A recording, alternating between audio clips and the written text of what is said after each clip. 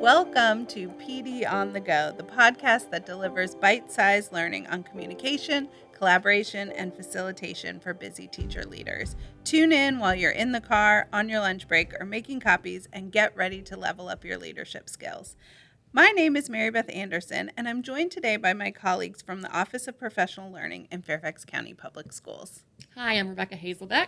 Hello, Erica Williams. Hi, I'm Hallie Case. So on today's episode, we wanted to dive into more of the communication aspect of our PD on the go. And one of our top requests that we get from PD is more information on paraphrasing and how to do it, because that really helps us to set up as active listeners and helps us in our communication skills. But what really is paraphrasing? Because sometimes I think people see it as a negative because it can be like sing-songy, or they don't see the power of paraphrasing. So Hallie, can you tell us a little bit about how would you describe paraphrasing and why is it important? Yeah, I mean, I think a paraphrase done well, it helps the listener show that you're like deeply listening to them, and it also can help clarify their thinking. That's the best, when you can tell that you've helped someone better understand their own thinking because of the way that you were listening to them and then expressing that through a paraphrase. And a key that we say, like a non-example of a paraphrase would be a parrot phrase, where you don't want to just sound like a parrot. You want to kind of, there's a little bit of an art to it. And I think that's kind of what we're going to get into today. Yeah. And you see that light bulb moment go off, right, for people when a paraphrase is done well. So how do you do it? Where would you start, Rebecca? Yeah, Hallie just brought up a good point about paraphrasing, because if you're paraphrasing, you're repeating back everything the person just said, which is not really the point of a paraphrase. A paraphrase is really to help them to feel heard and help you know that you understand what it is that they're saying. And so when I think about a paraphrase, one that I like to use is really tapping into individuals' beliefs and their values. So if someone's talking to you for a while, you might say to them, you care a lot about student learning. And that sort of helps them sort of shift a little bit and think about, oh yeah, I do care a lot about student learning, and helps to move their thinking forward sometimes just by stating that for them. Or you might say, you value your time during CLTs. Your time is really important to you. And people just feel like you're hearing them. Sometimes it feels like there's like weight lifted off of their shoulders because you understand what it is that they're saying and where they're coming from.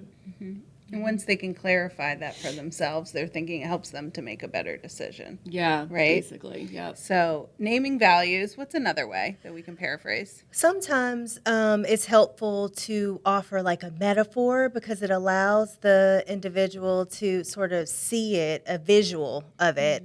For example, if someone comes and they talk about they have a lot that they're doing and they have a long task list and they're feeling a little bit overwhelmed, and you notice the feeling is overwhelmed, you might actually say something like, wow, you have a lot on your plate, or you're carrying a heavy load, or you have a large weight on your shoulders.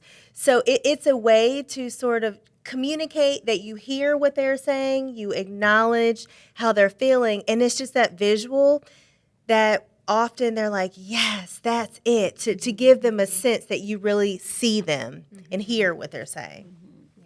Yeah, and that helps them know what they're going through. Because sometimes when someone comes, they're like a verbal processor, and they're just listing all these things that are happening, and they're kind of stuck in this circle. But naming it with that metaphor helps them. Yes, so maybe I need to clear some things off my plate. Yeah, kind of summarizes their thinking for them in a quick synopsis, so very concise way. I think what's great about those two types of paraphrases is that while you're listening intently, you don't have to hold on to a lot of details in order to turn around thinking to somebody else, right? And sometimes we might need to do that, and that's a paraphrase that I tend to use, is if someone is like a verbal processor and they're thinking through a lot of ideas, and they just, almost, it seems like they're going in one direction and then they have a new thought and they go in another direction. Mary Beth. I'm the problem, it's me. Like Mary Beth Beth sent me this meme the other day that was like, when I'm trying to tell one story, but instead I tell you 20 stories. So, maybe you don't have to hold on to 20 things, but you might try to categorize things for people and think about, okay, so there's 3 things on your mind right now. You're thinking about your students, you're thinking about the agenda that you have to plan, and you're worried that you're not going to make it to your son's soccer game, right? So trying to kind of put them in buckets when you can. And a trick that helps me, because it can be tricky to hold on to all the stories, is when a new topic gets brought up, I hold another finger. So that's how I know how many categories. So, okay, the soccer game, I'm holding one finger. And then the CLT gets brought up, I'm holding a second. And that's just sort of like a physical way for me to remember, wait, how many different things have they talked about? That's how many things I want to make sure that I want to group for them, because it might support them when they know. Like, there's 3 things, there's 2 things. If it gets to be more than that, then it's trickier. Then maybe you say, wow, there's a lot on your shoulders. Yeah. Right. Right. It is tricky. And someone once told me, well, just try to paraphrase the last thing they said if you've really had a hard time, staying with it. And you don't have to remember everything. No. And you won't ever, you might be wrong, or you're not going to be wrong, but if you say the wrong thing, the person will say, no, that's not really it, and they'll go to the next thing. So don't be afraid to try it. Yeah. I think naming emotions for people is important too. A lot of times they'll tell you they're angry, and just naming that back to them, you're really angry. You've got a lot going on right now. It just really helps them to think about what some of their next steps might be. Yeah, I often think of the paraphrase as like shining a mirror, just holding up a mirror to the person before you so that they can see what their thoughts are. It's just a way to really help them to organize their thinking, be seen, or to recognize their emotion, and then think about their next steps based on that mirror shining at them. Yeah. And what could be some tips, like some real little tips, applicable tips that our listeners could try or consider as they try this paraphrasing? I think keeping the spotlight on the other person is always important. So one little easy strategy would be just to use the word you instead of I. So instead of saying, I hear you saying, you would just say, you're saying, and paraphrase them in that way with the word you. Yeah, and if possible, try to keep the paraphrase concise, just short and sweet. That way it's easier for the individual, and you're not taking the spotlight away from the person who's talking. Yeah. Capture the essence for them. Yes.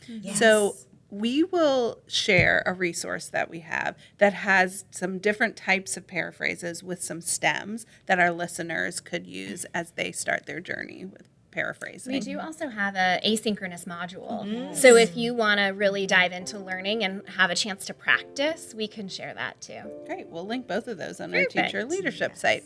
So if you want those resources or any of our resources from our other episodes, you can log on to our teacher leadership site, which you could find that on our Instagram at FCPS_PD, or if you're an FCPS employee, you can find us also on our Atlas page. So thank you for tuning in, and we hope you join us next week for more PD on the Go.